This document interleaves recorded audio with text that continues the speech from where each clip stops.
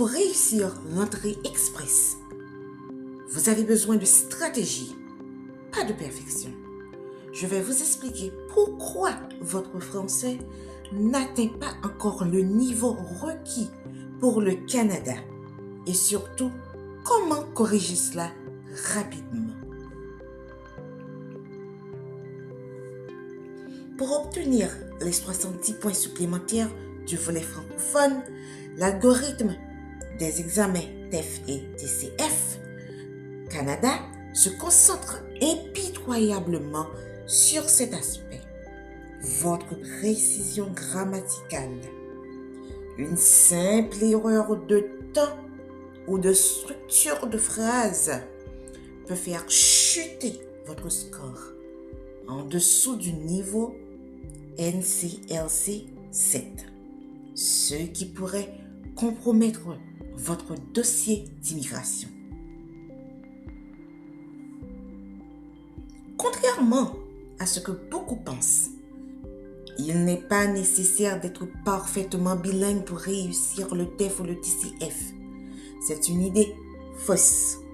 Examinons 3 règles grammaticales clés qui rapportent le plus de points et la manière de les intégrer aisément dans vos examens. Règle numéro 1.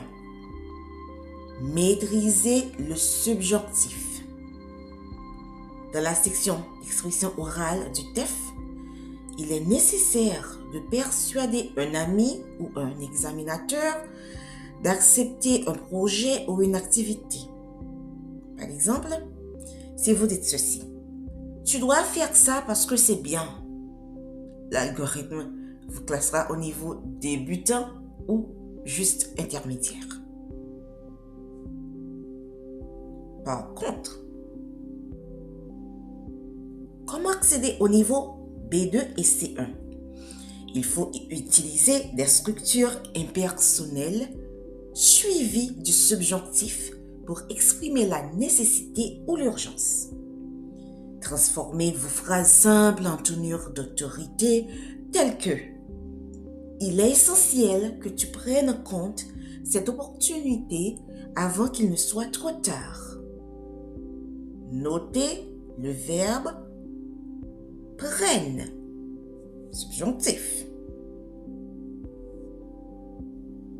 L'utilisation correcte du subjonctif, elle est très importante, car lors de l'examen, elle démontre à l'examinateur votre maîtrise de la complexité de la langue française, ce qui augmentera instantanément vos points d'évaluation. Pouvez-vous, en ce moment même, conjuguer le verbe prendre au savoir au subjonctif présent sans faire d'erreur d'orthographe? Dites-le moi en commentaire. Règle numéro 2, le conditionnel. Dans la section B de compréhension écrite, vous devez rédiger une lettre argumentative destinée à un journal pour établir une hypothèse réaliste ou suggérer des solutions à un problème de société. Il est impératif d'utiliser le conditionnel présent. Évitez de reproduire les erreurs des candidats qui confondent encore le futur simple avec le conditionnel, car cela nuit à leur précision. Par exemple, en écrivant « Si la ville investit, le transport s'améliorera », vous restez à un niveau élémentaire. Mais en écrivant « Si la municipalité investissait massivement dans les infrastructures, la qualité de vie des citoyens s'en trouverait considérablement améliorée. » Votre capacité d'analyse, là, elle est essentielle pour évoluer dans un cadre professionnel francophone au Canada, ne fait plus de doute. Lorsque vous parlez, vous traduisez directement de l'anglais au français. Est-ce que vous répétez 3 fois le même mot de la même phrase? Règle numéro 3. Évaluez votre fluidité. Éliminez les répétitions grâce au pronom en et Y. Y, vous savez que c'est I.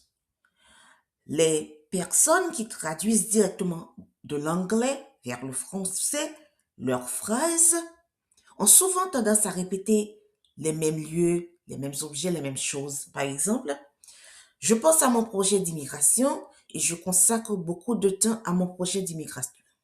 Là, vous voyez, immigration, on l'a cité à 2 reprises. Cette phrase, elle devient lourde et cela révèle un manque de structure. Un candidat de niveau C1 utilisera les pronoms avec précision. Je pense à mon projet d'immigration et j'y consacre énormément de temps. Le pronom I remplace efficacement toute la structure du lieu ou du concept. Maîtriser le placement de en et y devant le verbe est le moyen le plus rapide d'apporter à votre discours écrit ou oral une fluidité et un naturel accru, semblable à ceux d'un locuteur natif. Par ceci, je veux dire que vous parlerez comme quelqu'un qui est né au Canada français, au Québec, par exemple.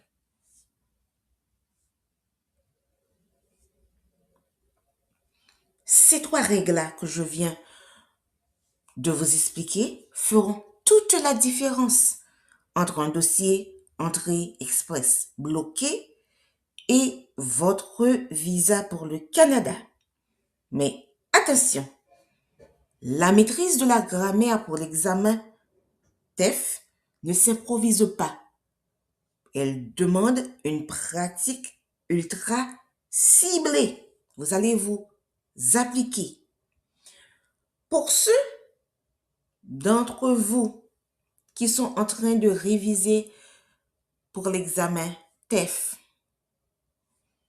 quelle règle de grammaire française vous cause le plus de difficultés? Dites-le moi. Faites-le moi savoir dans les commentaires.